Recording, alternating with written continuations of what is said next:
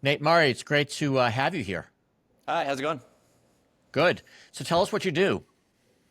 So I'm an emergency medicine trained physician. I'm from San Diego, went to med school up in New York, and finished residency about coming up on a year now in Florida. And after I finished residency, I saw as an emergency clinician that there were no good tools that integrated into our workflow utilizing AI. So I wanted to kind of build something that harnessed the power of AI and fit into the ED workflow. So we started building DocAssistant. And what is it? What is that exactly? Is this a scribe or what is it? Yeah, so we're a clinical decision support tool at our core. We wanted to create a technology that helps clinicians around the world make better decisions for their patients. So as we started building it, we built the framework for emergency medicine. It'll generate a differential diagnosis, testing recommendations, treatment recommendations, and then next steps like disposition. And as we built that, we realized from our users that they were coming back, they were typing in the HPI, and then it was taking them a long time to get the information to the AI to get the recommendations. So what we did is we layered on an AI scribe on top of that. So it kind of takes out that extra work for the clinician. They're able to just pull up their phone, record the conversation with the patient after they consent to it, and then it'll generate all the recommendations and also like a patient note. So, So yeah. so Nate, give me a simple example of how this works. Give me a simple case you might see in the EC and what the machine does for you. Sure. So you pull up our app right here. It pulls up Doc Assistant. You hit AI Scribe, and you start recording after consenting the patient.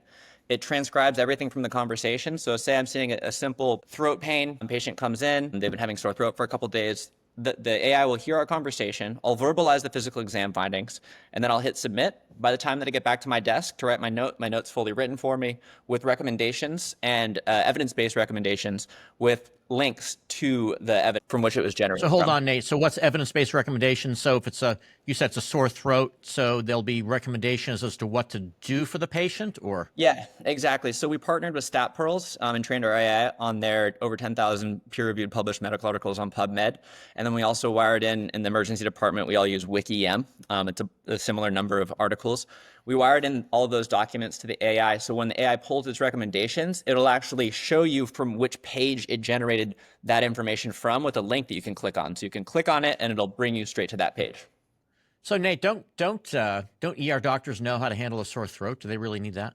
No, I mean, it's definitely a tool to be used in conjunction with your decision making. So our motto Okay. is AI in the loop, clinician in control. We're not here to try to replace doctors. We're here to augment their decision making. After a long shift, you're hour 11, it's day 5, maybe your brain's not firing on all cylinders, and it's nice to have an extra do not miss differential with a clickable link to the article that you would have had to search anyways to look at the specific dosing recommendations or something like that. So our goal is Yeah. to augment and simplify the process, but clinicians ultimately still are in control.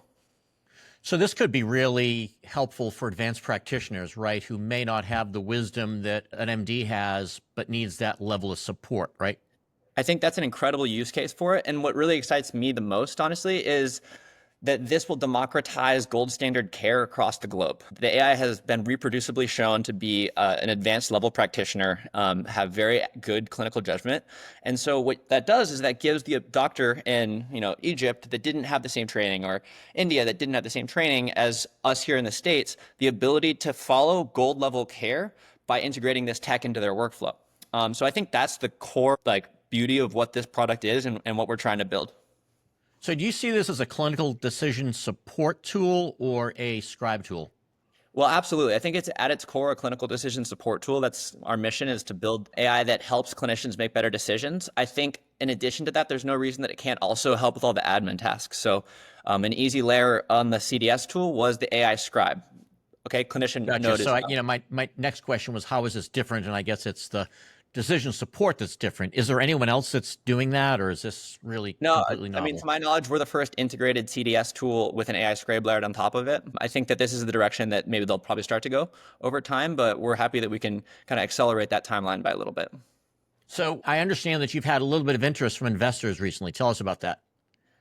So yeah, it's a funny story actually. So I've been fundraising and bootstrapping everything myself. So I've been working a lot of clinical shifts. So I had 14 shifts in a row lined up for the last 2 weeks. And at the beginning of the shifts, I got an email. It said plug and play UC Santa Barbara, my local college, pitch competition. I was like, okay, cool. Sounds like a local pitch competition. Sounds cool. I could practice my pitch. I signed up. I happened to have like a few hours off that day. I was transitioning from days to nights. I signed up. About 30 minutes before, I started doing some due diligence, which I should have done the day before. I went to their LinkedIn and they have 188,000 followers. And I was like, oh, this is bigger than I realized. And then they sent out a little pamphlet for our pitch competition, and it showed all of my the other companies. And out of 30 companies, there was only about 5 that hadn't raised money yet. The guy before me had raised about 20 million. A few down had raised 75 million, and I had very mediocre slides that I had written myself in maybe an hour recently. So Yeah. no images, no graphs, no revenue showing, just me and my idea and what we've done so far. But I did the best I could. I pitched it, and luckily some people liked the idea, and we got a lot of interest, and we've been taking a lot of meetings for the last week and have a lot more lined up for the next week. And it's kind of accelerated our timeline quite a bit, which has been really exciting. Yeah, good for you. Sometimes those natural situations work out best, right? Totally. That's 100% what happened. So Nate, where do you want to take this? Obviously, it sounds like you have a really good basic tool, maybe something that could be replicated, right? Where do you want to take this and quickly? So I think long-term and short-term. So long-term, I'd like it to be the tool that clinicians worldwide use every time they interact with a patient. I want it to be seamlessly integrated into every workflow. And I want clinicians to not make bad decisions because the AI is on their shoulder, guiding them, helping them do the right thing. I think how we get there short-term, what I know is the emergency department. That's my domain of expertise. And that's kind of how we built DocAssistant for now. So I think we're going to hyper-focus on the ED. We're going to try to get into as many departments as we can. And we actually just signed on for a couple pilot studies with several multi-state, multi-ER groups. We want to penetrate that market and then try to accelerate the timeline there. Once we've captured a bit of that market, we'll expand into other specialties and then expand into other tasks as well. So right now we focus on scribing, clinical decision support, and then we just built a chart level analyzer, which can analyze what level the chart is right now and what level it could be based on the patient presentation. And then the AI gives recommendations on things that the clinician needs to add to the note to get it to where it needs to go. You can drop and drag files, take pictures, and things like that. Also really cool too is you can use that same function to improve management. So you could take a picture of the test result or the imaging result, and then it'll integrate that into the clinical decision support and be like, oh, actually you should admit the patient because that fracture is dangerous because of this. But so yeah, once we've done well within the market of the ED, we want to spread to different specialties and then become international and hopefully be the AI clinician tool of the future. Nate, this is an ambitious goal, and I love your energy. I think the angle of appealing to advanced practitioners who may not have the same wisdom that you have is a huge differentiator for you. So good luck with this. How can people find you or learn more about this? Yeah, check us out. Our website's www.docassistant.ai. And the Instagram page is the same, docassistant.ai on Instagram. I'm always free to talk to anyone that wants to try the product, is curious about what we're doing, where we're going. Also, feel free to reach out to me at Nate@DocAssistant. Yeah, when I talked to you before, you gave your cell number. You don't want to do that probably anymore, right?